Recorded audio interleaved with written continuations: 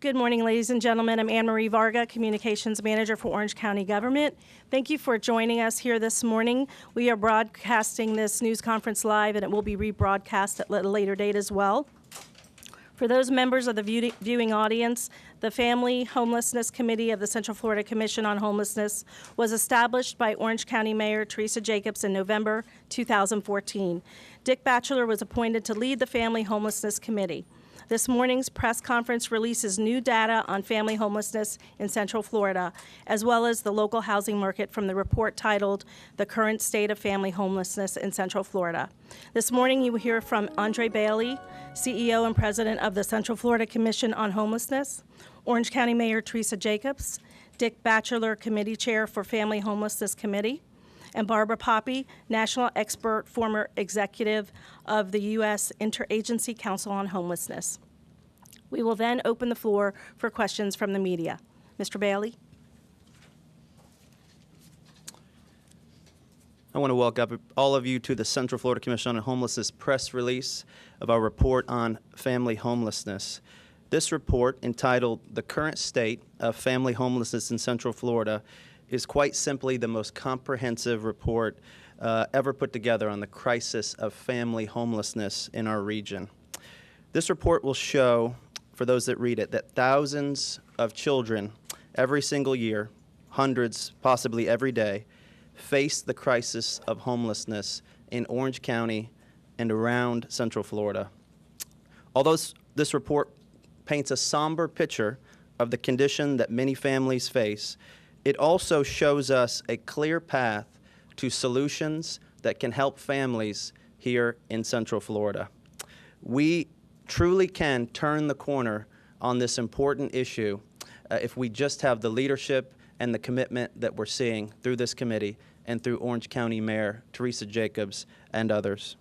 At this time, I'm going to turn the program over to Dick Batchelor, Chair of the Family Homelessness Committee, that will introduce our next guest. Dick? Actually, the mayor's next. Oh, please forgive me. Please forgive me. At this time, I'm going to introduce Orange County Mayor Teresa Jacobs, who's going to talk about many of the aspects of this report. Mayor? Well, thank you. Good morning, and thank you for joining us this morning.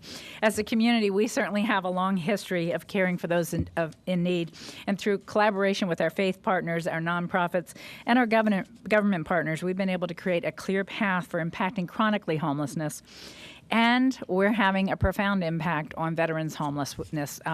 You all, I know, have been following that, and we're excited about the progress that we've made in a very short period of time. But when we talk about family homelessness, it's a lot more complex. The problem is bigger, and the solutions are harder. Today, too many families in our region are struggling to find stable housing and employment, and we are working together to make sure to create a stronger safety net. Now, about this time last year, I asked our chairman of the Central Florida Commission on Homelessness, Linda Lamon-Gonzalez, if she would consider creating a family homelessness subcommittee that would work throughout the region with our partners to address solutions that we could apply together. And I recommended Dick Batchelor, and that comes as no surprise to anybody, because if there's anybody in this community that cares more about children and families, I don't know who it would be. And Dick Batchelor has such a great reputation for leading initiatives that bring about real change. Through the Central Florida Commission on Homelessness, Dick and the Family Homelessness Committee have worked tirelessly to look at the best practices nationwide and how other communities have been successful in impacting family homelessness. Among those success efforts, we've witnessed Salt Lake City. And in fact, we're traveling there later this week. But before we can truly impact family homelessness, we must know the facts. This morning, with the release of this new family homelessness report, we know that the need is great. We know that our resources need to be more carefully committed to those most in need and to help them on a success track that they're not currently on. As a community, as I said, we have a strong record of collaboration and success. From Sunrail to our community venues, we are a community that collaborates and a community that cares and a community that makes things happen. We are also blessed to have so many strong community leaders invested in this effort. And now it is my privilege to introduce the chairman of the Family Homelessness Committee, Dick Batchelor, and also to recognize the hardworking members of that committee who will be holding a workshop later on this afternoon to discuss the findings of the report. Dick? Thank you, Mayor. Just very briefly, I want to thank the Commission for really hosting this committee, but also want to specifically thank Mayor Jacobs for taking the leadership to be sure that we establish a family committee on homelessness to look at this dire problem in this community. Barbara Poppy in a few moments will give you the statistics, but also, as the mayor indicated, we'll have a workshop this afternoon to really adopt our recommendations and look at a plan on what we can do in this community to address family homelessness. As a child advocate, this community is better than allowing children to sleep on the street. These recommendations will attune to that issue and look at family homelessness and as we go forward. And again, I want to thank the mayor. I want to thank the committee, my committee members for the hard work they've done. We look forward to adopting the report and getting to work and implementing the recommendations of this committee. Barbara Poppy, I'm sorry. Barbara, please. Thank you, Dick. Mayor Jacobs, thank you so much for your leadership on this issue. I was really excited to hear of your passion and commitment for ensuring that children and their parents have a safe place to live. I also want to commend Andre Bailey and Linda Lamon-Gonzalez for leading the commission, bringing together all of the region under one umbrella to move forward on addressing this really serious issue of family homelessness. I think as you look through the report, one of the big takeaways that you're going to have is that family homelessness is a very, very serious problem in your community. We found that 1 in 17 children in this region will experience homelessness across the year. I know as a person who comes from outside of your community, I was astounded that is what was happening in your region, because you are a region that has great prosperity. You have this great history of working together, and so it presents the opportunity for how can we together tackle this. That's the attitude I am hearing from your elected leadership across the region, as well as your nonprofit and private sector. So the recommendations are situated in through a series of 6 next steps, which the committee is this afternoon going to take up and look to setting a specific path forward for your community. What I wanted to do this morning is just call your attention to these recommendations and to why they are recommended. The first is committing to aggressive actions and goals that build on the current momentum. As mentioned, you have tremendous momentum in this community to address homelessness, particularly among those who experience chronic homelessness and are unsheltered on your streets, and those who are veterans. I also sense through the work that in the interviews that I did is that you have tremendous energy and momentum to solving child and family homelessness. And I want to bring that to the forefront because it's that momentum which is going to lead you forward. Within that, though, you've got to be very aggressive because there are children, newborn infants who don't have a stable place to stay. You have elementary school kids who are falling behind because they don't have stable housing. These children are the future of your region, and coming up with aggressive actions today is going to be absolutely necessary. A second piece is the importance of rapidly increasing community understanding of the challenge, being aware that family homelessness is an issue for your community to address, but most importantly, understanding there are solutions to address family homelessness in your region that are not currently being applied. What we found in the research was, in fact, despite a pretty significant level of investment in programs that address homelessness, you're not getting the kind of results that you would be able to get should the community adopt the best practices under a systems model called Family Connection and adopting housing first practices that place at a premium getting children and their parents into stable housing, because stable housing provides a platform for success. And it will take tremendous effort and political will to move your community forward to say, we're going to go with that which works well. And that's why the trip to Salt Lake, I think, is so important, is you're going to see a community that has embraced housing first and is using it to solve problems in their community. A third recommendation is it's important to really build a foundation for a more effective systems approach to ending family homelessness. Right now, you have a tremendous group of nonprofit providers who independently do the best job that they can can and are trying the best they can to solve homelessness one family at a time. What this report and research suggests is it's time for your community to come together and actually knit all of these together into a systems approach so that a family in need knows where to go to get assistance. And when they go to that place, they get the assistance they need to quickly solve their problem and crisis of homelessness. And so it's important to pick off those places that you can rapidly make some progress on. You've got some of those underway already in this community with the adoption of an expansion of rapid rehousing. You have some potential opportunities, I think, to use homeless prevention dollars more strategically across the three-county region and to better understand those who experience homelessness, particularly families in unstable shared housing and motel settings. So building the foundation for a systems response is an important next step. Of course, is the importance of improving and harnessing your data capacity to really describe the need and inform priorities. Communities that have made progress on addressing homelessness have harnessed data and used that data to drive results. You are just at the beginning of that work, and it is the kind of work that can create a greater transparency and understanding about what's working and what's not working. When you understand that, you can shift your resources to do more of what works and do less of what is not working. And so data is incredibly important in this. There are some recommendations around the importance of some additional research to better understand some of the families who experience homelessness and to use that to really inform how you're going to invest on a going forward basis. The fifth area is the importance of growing and targeting affordable rental housing.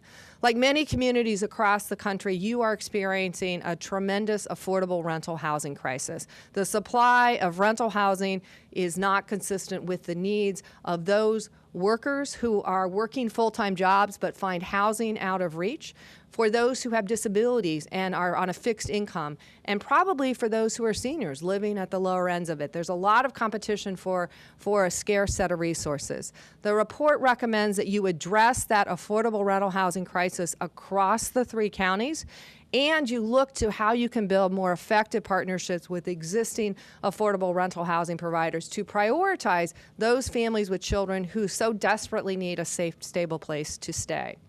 And then the sixth recommendation is the importance of having a clear action plan that has some measurable targets on what you're going to do. Creating a high level of transparency so everyone is in the boat, rowing in the same direction, and you've got some benchmarks by which you're going to assess your performance. I think the partnership between the Commission and the Homeless Services Network, HSN, the leaders that are standing here and across your region are uniquely poised to really come up with a very strong, aggressive plan that gets your community quickly onto the path of making family homelessness much more rare in your community. When it does occur, it is a brief and one-time episode. Really breaking the cycle of family homelessness in your region is what the report points to based on the actual data that we found in all of the research that we did. Thank you. I want to call your attention quickly to the fact sheet that we passed out. I want to make sure all of you have this. It's got all the probably most important facts from the report. Again, a huge thank you to Shelley Lawton and her team at Trisect, Ron Piccolo from Crummer Business School, and of course, Barbara Poppy. If you do not know Barbara Poppy, she is quite simply one of the most accomplished homeless experts in American history. She helped craft the federal plan that has been successful in communities across the country. So thank you to them, and here is your fact sheet. We're going to take questions in just a second, but I want to close by just reading one quick story.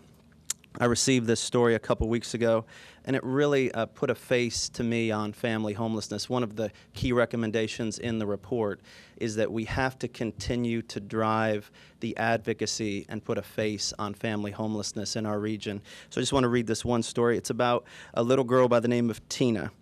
Tina is 9 years old, and she's in the 3rd grade at a local elementary school. Tina, sadly, along with many of the children in her school, start the day at a hotel many miles from where she gets her education. In fact, Tina and her family have lived in over 14 hotels in the last 24 months alone. Tina's family are working members of our community, but as a young starter family with little social capital in Central Florida, their effort simply doesn't match the challenges they face every day.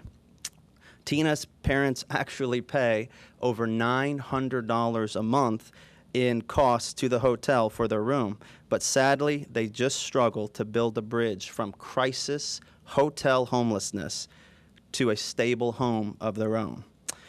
Tina wrote a note to Santa Claus last year. Her parents gave me this note, and it said just simply this: Santa, we don't have a chimney, but if you get this, please help my mommy and daddy get whatever presents they ask for. They always seem sad. I just want a puppy and a place to call home. That is what this crisis is about. This report shows us that we can come together and make a difference. And the leaders standing behind me in this community, we know we can do it. So at this time, I'll open it up for any. Before we do that, just a quick comment. I want to call on Linda Lamon-Gonzalez, who has stepped in the last year as chair of the Commission on Homelessness region-wide. And Linda has done such an outstanding job. But, you know, as you talk about that story of Tina, one thing we all have in common is we were all once kids. And I don't think that any of us can look back on our childhood memories and not remember some time when we were embarrassed when we went to school over something. We had the wrong food in our lunchbox. We had the wrong tennis shoes. We didn't feel like we fit in. Imagine for a minute what it's like to be Tina and to not want your friends to know that you can't invite them home to school because home is a different place than it was last week, and home might be a different place next month, and you don't want your friends to know. That's what we're dealing with here. And while some of our kids do have a roof over their heads, the fact that it may not be the same roof 2 or 3 months from now, the fact that they may be doubled up with family members or living in a one-room hotel with their entire family, that's not sufficient to create the kind of self-esteem and security that our children need in order to grow up to be productive, contributing citizens, to be happy individuals. So I'm happy that Tina has emerged from that. Our goal here is to make sure that every Tina out there finds a home, a permanent home, whether it's an apartment that they live in with their family. It's not about owning your own home, but it is about having a stable family life and a stable environment. Linda, you've been outstanding. Thank you for your leadership on this. Do you have a few words you can share with us? I just want to applaud Mayor Jacobs, the entire commission. Everyone that sits around the table at the commission is committed to ensure that we find the solution to this. And what has happened over the last 2 years in our community is actually extraordinary. So because of Mayor Jacobs and the others who belong to the board of the commission and Andre, I want to thank you, and I want to thank all of you, the community, for really knowing how important this is and wanting to be able to find the solution. And we can find it. It's there, and we're all together on it. So thank you. Questions? Mayor Jacobs, or anybody else who wants to answer this question. Several of you have talked about this, that this is a community that when it comes to a new sports team, when it comes to a new medical city, everybody comes together and it gets done. Why has this fallen through the cracks? And is there an element of Orlando wanting to put this face forward that it's such a wonderful place to be, that things like this image right here we try to hide? You know, I think that's a great question. Why has it fallen behind? It's been 10 years of conversation in this community that didn't move forward fast enough. In the last 2 or 3 years, we've seen a quantum leap forward. We really faced a pivotal point where the commission was asked, should we dissolve and give up, or do we double down and invest? And at that moment in time, we doubled down and invested. Orange County was the first to contribute money to bringing in Andre to take a permanent leadership role as an executive director. Seminole County was right there. I said, we'll fund it. Seminole said, we'll fund it. We all said, no, we are not giving up on this. I hate to say it, but sometimes in life there are those pivotal moments when you have to decide if you're going to quit or you're going to engage. And at that moment in time, this community said, we're engaging. I think Andre's been critical to this because having a full-time leader who has driven this agenda and forced everybody to face the realities that we have has been instrumental. But you have seen an entire community come together. We have elected officials, we have community leaders at every level who have not just invested their time and energy, but they've invested their money. And I really think this is a critical point. Can I point to what the problems were over the last 10 years? No, and it would be kind of pointless to do it. But I will tell you that right now you have got a community that is engaged and absolutely committed. You're seeing it with veterans, you're seeing it with chronic, and families would probably be the easiest one to walk away from and say, you know what, 2 out of 3 is not bad. Not good enough. Our families, our children are everything. They're our future, and the group behind me is committed to making sure that we're not done until we've solved the problem for them. Thank you.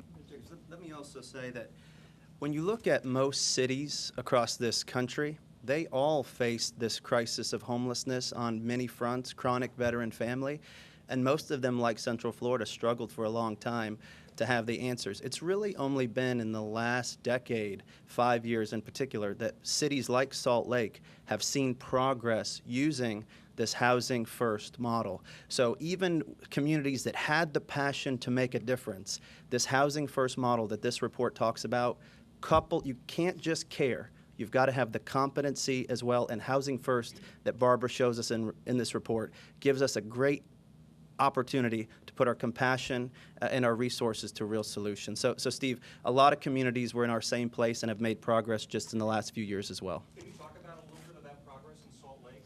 You mentioned your trip there. Why the trip there? What have they done?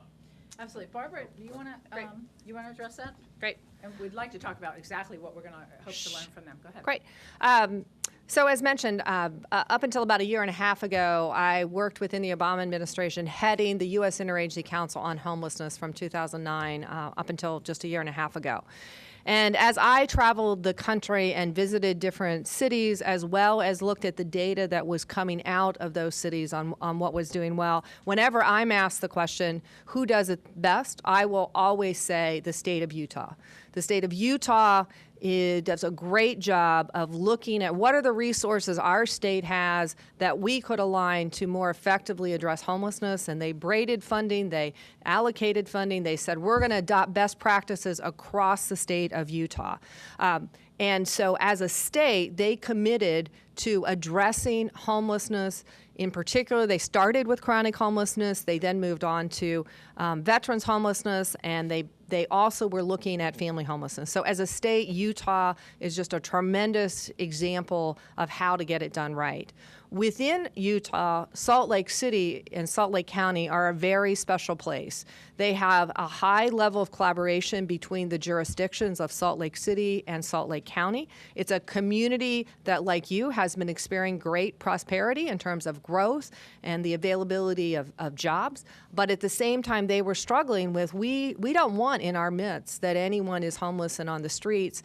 And they began to systematically say, well, what are we learning from our work with the state of Utah? How do we apply that locally? And they did a few years ahead of where you are, but what they started to do was bring in those national experts on housing first. And so they brought in Samson Barris, who developed the Pathways to Housing model. Samson Barris has been brought into this community by the commission. They brought in me. In my former job, I was with the Community Shelter Board in Columbus, Ohio. We had seen tremendous progress on reducing family homelessness. They said, what do you do in Columbus, Ohio that we should do in Salt Lake? And so they changed their data system, and they looked at how they could use outcomes. So what I saw in Salt Lake City when I visited them when I was with the U.S. Interagency Council on Homelessness was I saw a community that embraced the moral foundation that it was unacceptable for homelessness to be a part of our community in Salt Lake because we're a prosperous community. We can take care of our own. So they had that moral foundation. But then they also said, let's be really practical about this. And how do we use the dollars that we got in an efficient and effective way to get results? They didn't just keep spending on top of more money without actually looking at fundamentally what were they doing and how could they do it better. They said, let's be smarter about how we invested. I think you're at that place that they were several years ago where you're saying, look, we're spending money here. Could we do it in a smarter way? You're probably going to be searching harder than they did for a partner in their state government because you don't yet have a partner in your state government. But you've got some local leadership, I think, that perhaps is going to help influence that, because you need the state of Florida to be your partner as well. You've got partners in the federal government who've been investing in this community. They're encouraging you and incentivizing you to spend those dollars more strategically. You've got local leadership at the Homeless Services Network in Martha R., who's changing the way you're investing your federal dollars. So you're at that point, but you've got to really adopt the practices within Salt Lake, and I think that's what you're going to see when you visit there, is a chance to look at how they've organized a system that is very like the Family Connection framework that's recommended here, and that has the best practices that are working to make homelessness rare, brief, and one time in Salt Lake City and Salt Lake County. I just can't emphasize enough, though, it's also the political partnership. And the importance of having leadership like Mayor Jacobs and Mayor Dyer, and then reaching out and being partners with Osceola and Seminole County leadership is equally important. Their political leaders are behind this and are driving it, but they're doing it in partnership with the business, the faith community, and their nonprofit sector. I want to thank all of you for coming. We'll be available after for a few more questions. And this report is available on our website, rethinkhomelessness.org. Again, thank you so much for attending today. Thank you very much. We are officially closing the broadcast. Thank you. Thank you. So we'll see you.